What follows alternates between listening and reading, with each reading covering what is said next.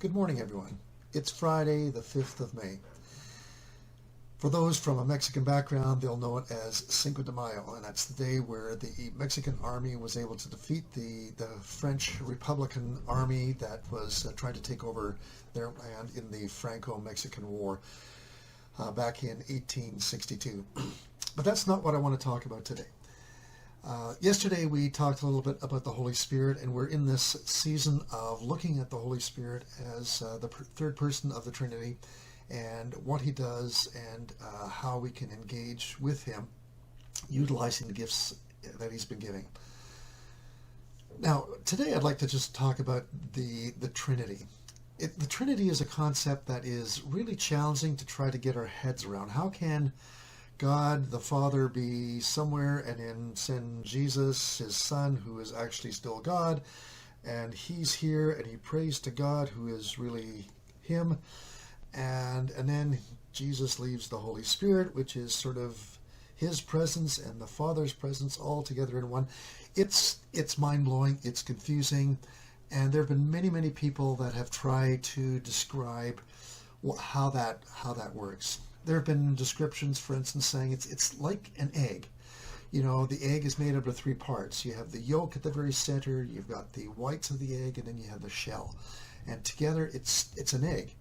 But if you break all three parts, it's just parts of the egg, but the whole thing is just the egg. It's an okay description, I suppose, but it's a little bit lacking because you can separate these things out. Now, other people have said it's like H2O. The chemical signature for water. Well, H2O comes in a variety of forms. It can be frozen, it can be liquid, or it can be steam. So it can be three things, but it's all just H2O in various forms. I think that probably addresses it a little bit closer as to how to understand the Holy Spirit, the Father and the Son as the triune God. But I think it's still missing a few other things.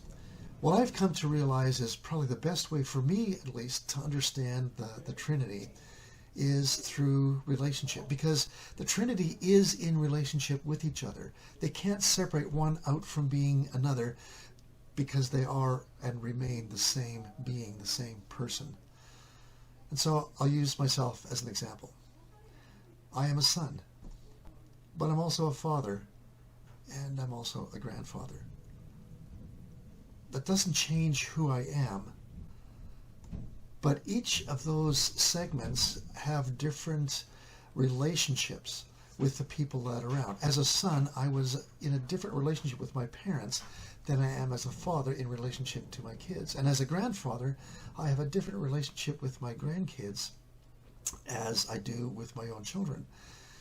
Each segment is hugely important, and yet they're very different from each other because they're all relational.